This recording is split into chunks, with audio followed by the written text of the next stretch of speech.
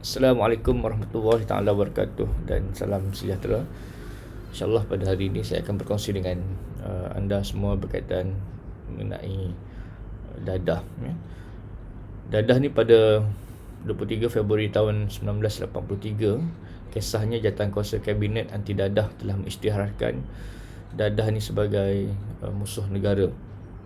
Sehingga kinilah isu penyalahgunaan dadah ni telah merebak dengan serius sehingganya wujudnya nama-nama baru dadah yang telah mendapat perhatian semua golongan masyarakat, sama ada dalam negara ataupun dalam negara ni. Hari ini walau dulu najis dadah ni bukan saja melibatkan orang tua, dewasa, remaja, bahkan kanak-kanak pun sudah terjebak dengan dadah, sama ada ianya diambil sendiri pengaruh rakan ataupun disebabkan ibu bapanya yang memaksa kanak-kanak ini mengambil dadah. Sebab tu hari ni apa yang penting yang saya ingin fokuskan adalah isu berkaitan dengan bahayanya dadah ini kepada murid-murid, remaja dan kanak-kanak di sekolah yang sentiasa terdedah dan sentiasa berada dalam keadaan berisiko untuk turut terbabit dengan dadah. Baik. Berkaitan dengan dadah ni sebenarnya suka untuk saya beritahu tentang apa dikatakan sebagai dadah ni. Bila sebut berkaitan dengan dadah, kita bukan cerita pasal dadah yang bersifat perubatan yang baik tu. Bila dadah kat sini, saya ambil kod ayat Tuan Abdul Ghaffar Taib pada tahun 1995 menyatakan bahawa drug ni mempunyai definisi yang neutral, luas dan umum. Penggunaan istilah drug ni sebenarnya bersamanya adalah perkataan use, misuse dan juga ataupun abuse untuk menggambarkan keadaan penggunaan yang berbeza-beza.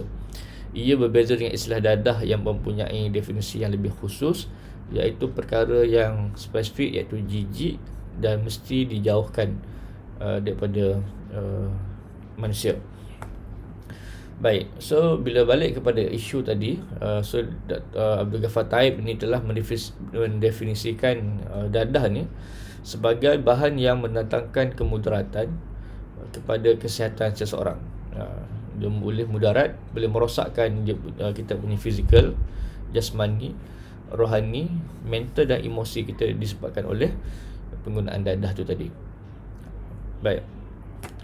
Bagi Alistair Weil pula kata bahawa drug ni berasal daripada bahasa Jerman, iaitu bermaksud drug weight yang digunakan secara salah untuk membuktikan kandungannya. Individu yang drug misuser ni bermaksud seorang yang menggunakan dadah secara salah, secara tidak sengaja dan tidak disedari tanpa individu yang terlibat dengan penyalahgunaan dadah. Baik. So kalau kita rujuk kepada definisi yang didefinisikan oleh Josh pula, kata dadah ni merupakan bahan kimia psikoaktif yang digunakan untuk tujuan perubatan tetapi untuk kegunaan yang dilarang. Bahan ini mempunyai pergantungan secara fizikal dan psikologikal serta toleransi yang meningkat. Penggunaan dadah boleh mengakibatkan kesan buruk kepada kesihatan diri, menjejaskan keharmonian struktur keluarga, masyarakat dan negara. Itulah segala definisi dadah yang ada, yang mungkin secara ringkasnya untuk kita ketahui. Baik tuan-puan yang saya kasih sekalian, bila bercakap dadah, dadah ni bermula daripada mana? Apakah sejarahnya? Apa yang berlaku? So sebenarnya dadah ni bukanlah isu baru, dia telah pun lama sebenarnya, iaitu pada tahun 4000 sebelum Masihi lagi telah tercatat sejarah penggunaan candu pertama di dunia. Di manakah candu itu? So catatan itu terdapat di dalam batu ukir Sumeria masa zaman Mesopotamia, iaitu mana ketika itu orang-orang Mesir yang duduk di dalam Mesopotamia tu dan Arab telah menggunakan candu sebagai bahan ubat atau dadah yang boleh menghayalkan serta dijadikan bahan pelali, penahan sakit lah. Hari ni orang sebut sebagai ialah ubat tahan sakit Panadol tu nama dia, tapi nama dia paracetamol macam tu lah, ketika melakukan pembedahan. Okey, dan kemudian dadah ni dihasilkan daripada getah buah popi. Kalau tuan-puan pernah tengok, mungkin boleh Google dekat internet tu, buah popi yang berasal daripada negara-negara Timur Tengah dan Asia. Okey, getah buah popi ni lah akan diproses dan kemudian dia akan menghasilkan candu. Dia boleh jadi morfin, heroin dan juga jadi kokain. Pokok popi ini pula ditanam di India serta membiak dengan suburnya sehingga terhasilnya pelbagai jenis candu. Ni juga terhasil daripada pokok popi ini telah merebak ke Eropah melalui industri perdagangan dan peperangan. Itu kisahnya berkaitan dengan dadah. Dan kemudian tak habis daripada itu sampai revolusi perindustrian tu tadi, iaitu yang digunakan untuk industri perdagangan tu. So pada tahun kurun ke-18 macam tu, orang Cina dikatakan paling ramai menggunakan candu, sehingga dinasti Manchu terpaksa kawal perniagaan candu ini dengan perimportan candu dari India kerana candu membahayakan kesihatan rakyat mereka. So kalau tuan-puan pernah tengok cerita Wong Fei Hong, masa itulah kerajaan Manchu yang mana China bergaduh dengan British, Eropah, British sebab itulah, sebab candu ni tadi kan, sebab candu. Okey, kemudian dinasti Manchu pada tahun 1839 telah merampas candu dari sebuah kapal kepunyaan British. Akibat rampasan tersebut, sampai nama perang pun nama diambil sempena nama perang candu yang pertama, iaitu pada 1839 hingga 1842 di antara China dan British. Okey. Peperangan candu pertama berjaya ditamatkan pada tahun 1842 melalui Perjanjian Nanking. Permasalahan isu candu ni tak dapat diselesaikan dan mengakibatkan perang candu yang kedua, iaitu pada 1852 hingga 1858 antara China dengan British juga. Kemudian dan akhirnya lah barulah perang dunia, perang candu yang kedua itulah akhirnya ditamatkan melalui perjanjian dinamakan sebagai Perjanjian Tianjin pada tahun 1858, dan akhirnya candu boleh diimport ke China dengan dikenakan cukai yang tinggi. Keadaan ini menyebabkan berlakunya bila cukai tinggi, biasalah berlakon aktiviti penyeludupan secara haram lah ke negara China, dan mengakibatkan wujudnya jenayah yang lain pun timbullah, kumpulan Samseng, gangster dan sebagainya, akibat daripada pengedaran dan penyeludupan candu. Sebab hanya menjual candu ni boleh dapatkan kekayaan yang luar biasa, kekayaan yang sangat cepat, tapi keburukannya memberikan manfaat yang buruk lah kepada masyarakat dan juga kepada rakyat negara China ketika itu. Dan itu juga berlaku pada hari ni. Ramai yang nak jual dadah ni, antaranya ketum. Memang kalau ikut permintaan memang sangat tinggi. Penawaran permintaan sangat tinggi terhadap ketum, dan dia mudah didapati daripada tanaman-tanaman. So ramai juga kalau mereka yang tanam ketum atau mengedar ketum tu, dia boleh kaya dengan sekelip mata lah, pantas kan. Sebab tu orang setengah individu yang nak cari duit, nak mendapatkan keuntungan yang serta-merta, dia akan menjual daun ketum lah, ketum, ganja, candu dan sebagainya untuk nak memproses dadah. Okay. Semua isu dadah ni dia akan jadi konflik sikit, sebab ada kata ketum ni, candu ke apa semua itu sebenarnya adalah daripada bahan tumbuhan alam semula jadi kan, yang Allah kurniakan untuk itu. Ialah betul lah boleh mengubat pesakit, asalnya untuk perubatan yang normal. Tapi isu yang kita nak bincang sekarang ni adalah isu berkaitan dengan penyalahgunaan, yang overdose. Ramai pelajar-pelajar, murid-murid sekolah kita yang terlibat dengan ketum, ganja, candu dan sebagainya ni, kadang-kadang macam daun ketum tu mereka campurkan dia dengan Pepsi, campur dengan ubat nyamuk misalnya, dan untuk supaya mereka rasa lebih high kan, untuk lebih sedap, dan menyebabkan habis bahan kimia dalam badan ni telah dirosakkan. Okay. So kemudian seterusnya lah, sejarah-sejarah seterusnya, isu dadah ni pada 1806 William Stanner, ahli farmasi Jerman pula mencipta morfin pula daripada candu. Kemudian di Amerika Syarikat, dadah cannabis pula diperkenalkan oleh orang Spain, Spanyol kerana cannabis dapat sambutan yang baik. Sebab apa dia nak guna cannabis? So digunakan untuk merawat, untuk boleh sakit asma, sakit demam, sakit kepala, migrain. Dan cannabis ni digunakan untuk sebagai ubat tidur kan. So mereka akan sonok lah bila makan ni, macam khayal, macam PRTC lah yang sekarang ni lah. Okey, baik. Seterusnya itulah sejarah-sejarah dadah yang ingin saya perkenalkan lah buat masa ini. Dan dadah ni pula sebenarnya ada banyak jenis lah. Antara jenis-jenis dadah yang kita perlu tahu adalah misalnya kita tahu dia ada nama yang berbeza, kedua bentuk pun ada beza, warna, ciri-ciri dan kesan pengambilannya kita kena tahu. Dan jenis dadah ni sentiasa meningkat sesuai dengan teknologi zaman semasa ketika ini. So kalau kategori dadah ni pakar-pakar di luar sana telah mentakrif bahagikan dadah ni kepada 4 jenis lah. Pertama, jenis opiat yang itu seperti heroin, morfin, candu dan kokain. Yang kedua, depression, barbiturate dan bukan barbiturate. Kemudian cannabis, itu ganja lah dengan hashish. Lepas tu untuk stimulan, amfetamin dan kokain. Kemudian hallucinogen, bersifat seperti lethargic acid, diethylamide, mescaline dan psilocybin. Okay, ini jenis 4 dadah ni lah yang ahli farmasi klasifikasikan. So jenis dadah ni pula dia ada beberapa kegunaan, antaranya ada 4 kegunaan juga. Pertama, dadah ni digunakan untuk penenang, bersifat sedatif, iaitu untuk bagi relax, tenang. Bila rasa stres, dia rasa macam huru-hara, bergaduh, konflik dengan mak ayah, bergaduh dengan kawan, boyfriend dan sebagainya, maka dia ambil dadah ni kononnya untuk nak bagi dia tenang. Okey, itu untuk tujuan yang pertama. Tujuan yang kedua pula, dadah digunakan untuk menjadi stimulan perangsang. Kononnya boleh meningkatkan daya kekuatan diri.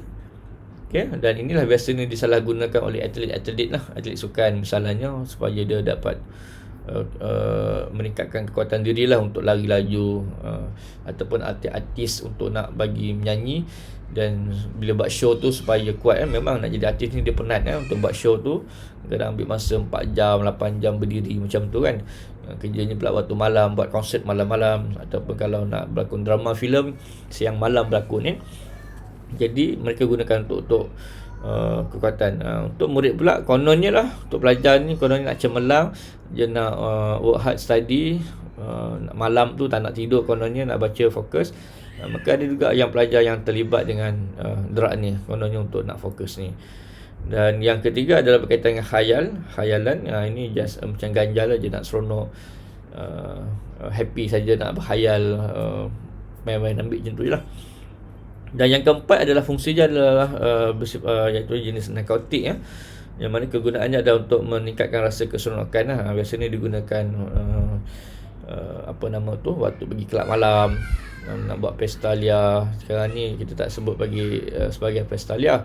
Sekarang difahamkan, maklumat yang saya tahu, pelajar namakan dia sebagai private party kan, untuk nak bergembira, berseronok dan berhibur bersama rakan. Dan kemudian na'udzubillah, semoga kita jauh daripada perkara tersebut, iaitu mereka pun bertukar-tukar pasangan antara satu sama lain, ataupun sewa bilik, ambil dadah tersebut dan mereka bergembira lah. Baik, so apakah ciri-ciri penagih ganja? Sebenarnya kita boleh nampak ciri-ciri penagih ganja kalau kita kenal, kalau kita ada ilmu ni. Pertama, kita akan tengok orangnya sering mengantuk. Kalau sering asyik mengantuk je dalam kelas tu, kita tak naklah tuduh dia ni ambil ganja tiba-tiba, tak kan, mungkin dia kerja malam.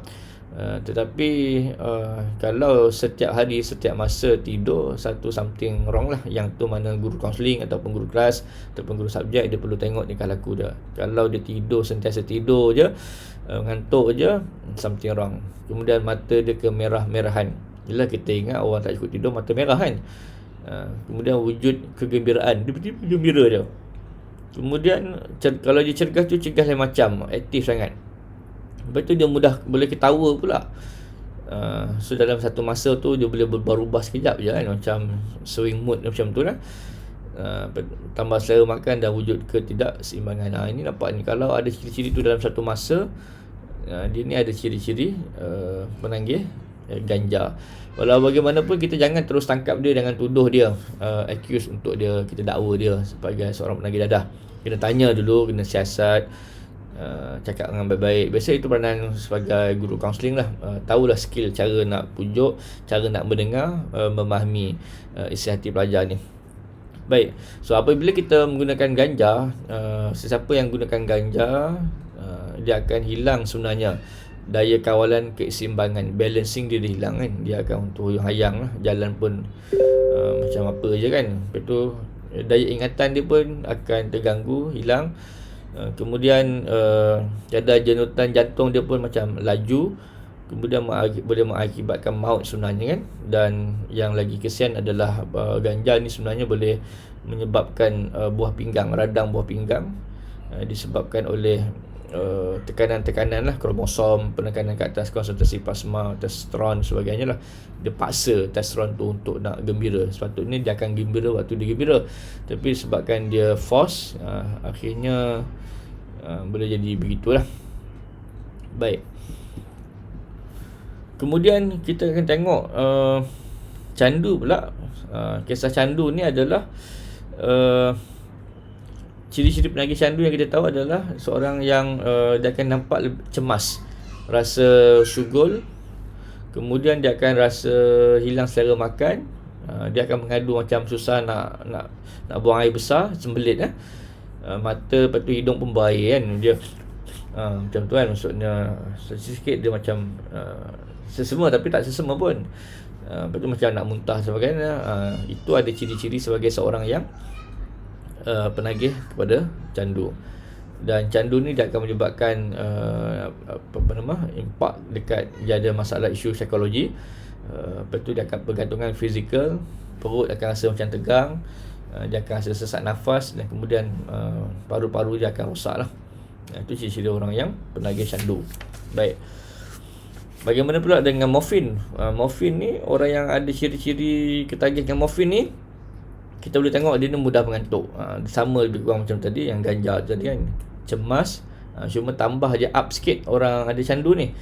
Morfin ni, dia nampak hallucination, dia ada dengar something, seolah-olahnya kononnya kawan baru kan, kononnya bunian, kononnya ialah dia nampak jin kan, sebenarnya dia berlaku halusinasi. Dia juga ada ciri sembelit, sistem bila makan mengambil morfin dengan cara yang tidak betul, maka kita punya sistem perkembangan usus akan jadi terganggu, jadi sembelit lah. Kemudian kalau bercakap pun dengar tak dengar, pertuturan yang tidak jelas, brother kan, macam tu lah. Maksudnya kalau yang dalam filem-filem buat contoh tu, macam tu lah. Itu ciri-ciri antara penagih dadah tu yang mengambil jenis morfin. Baik, kemudian mata hitam, yang mata bulat kita hitam ni, ataupun ada yang perang kan, kalau kat negara tu mata biru, bukan contact lens lah. So mata hitam dia tu mengecil dan nampak getari dan selera makan, dan nampaklah sangat kurus kering, mak rangka kan orang kata. Itulah kalau kita tengok ciri-ciri orang penagih dadah yang ambil morfin ni. So orang akan kata ini, orang kata bangkai hidup kan, makan banyak juga tapi kurus, lain macam je kan, dia punya fizikal dia tu macam tidak terurus. Baik, so saya nak perkenalkan juga jenis yang pil ecstasy, yang mana ini pil sintetik lah, yang baru, yang sentiasa berubah kan. Ada lagi yang baru macam ais. Ecstasy ni dia adalah orang yang boleh menyebabkan dia tekanan mental, akan ada berlakunya delusion dan juga hallucination. Okey, perubahan dia adalah berlakunya akan boleh menyebabkan, kesan dia tu boleh menyebabkan pendarahan dalam tengkorak, sesak nafas, jantung jadi tak normal, boleh maut kalau jika melebihi dos, dan buah pinggang rosak. Kemudian tak tahu, tiba-tiba cek BP, tengok darah tinggi. Itu orang ambil ecstasy. Baik, so saya fikir cukup sekadar ni untuk perkenalkan jenis-jenis dadah dahulu. Semoga apa yang saya sampaikan ini boleh menjadikan manfaat. Untuk perkenal je dulu, Okay, jenis-jenis dadah tu penting supaya kita ada ilmu kan. Pertama, apa-apa pun kena ada knowledge. Ambil knowledge ni bukanlah untuk supaya menggalakkan orang terlibat dengan dadah, no, tetapi untuk kita tahu dan kita berhati-hati dan kita aware. Dan apabila kita tengok orang sekeliling, sama ada mungkin dia datang daripada anak saudara kita, mungkin anak kita, mungkin anak jiran, mungkin adik kita sendiri dalam ahli keluarga sendiri yang terlibat dengan dadah, jadi kita boleh hidulah dan kita boleh bantu mereka ni kan. Kalau nak marah pun, nak pukul pun, kita bukanlah penguatkuasa undang-undang kan. Itu semua tugas polis ataupun pihak penguatkuasa. Kita serahkan pada mereka. Tugas kita adalah kenal dan kita cuba bantu secara dakwah lah. Kalau gunakan agama sebagai dakwah, kalau gunakan pendekatan sebagai kaunseling, gunakanlah pendekatan kaunseling, konsultasi dan sebagainya lah untuk membantu mereka ni. Tapi kalau yang belum terlibat lagi, saya pesan jangan cuba-cuba untuk nak ambil dadah tersebut. Ingat, dadah tu najis, jijik dan menjijikkan. Sekali you ambil, you nak keluar boleh, tapi dia sangat sukar, dia sangat mencabar. Kerana bila sekali kita ambil dadah, kalau ambil dadah, kita nak keluar, cabaran dia sangat tinggi. Kerana apa? Dadah telah mengganggu sistem hormon dalam badan kita, sistem fikiran kita, tingkah laku kita. Sebab kita dah tak boleh kontrol dah. Dan kita perlu bantuan tu tadi, metadon, sebagai ubat untuk mengawal. So whatever pun, saya bagi tahu bahawa umur antara 7 hingga 17 tahun, saya fikir kalau mereka yang terlibat ini, kamu belum lagi digelar sebagai penagih dadah, tapi dinamakan sebagai orang yang mencuba dadah. Tetapi kalau mereka yang telah ambil dadah lebih daripada 10 tahun, 20 tahun, maka berlakulah penagihan dadah. Lepas tu jangan cuba-cuba. Dan cikgu saya mendoakan anda semua supaya jagalah ahli keluarga kita. Sebab Al-Quran kata, ya ayyuhallazina amanu qu anfusikum wa ahlikum nara. Wahai orang-orang yang beriman, jagalah diri kamu dan ahli keluarga kamu daripada api neraka. Ingat, orang yang ambil dadah, dia akan melakukan kesalahan jenayah. Bila jenayah termasuk dalam dosa-dosa besar. Dan kalau tidak sempat bertaubat, na'udzubillah min zalik, kita dan ahli keluarga kita akan masuk ke api neraka. Na'udzubillah. Baik, sekian saja daripada saya. Assalamualaikum warahmatullahi taala wabarakatuh.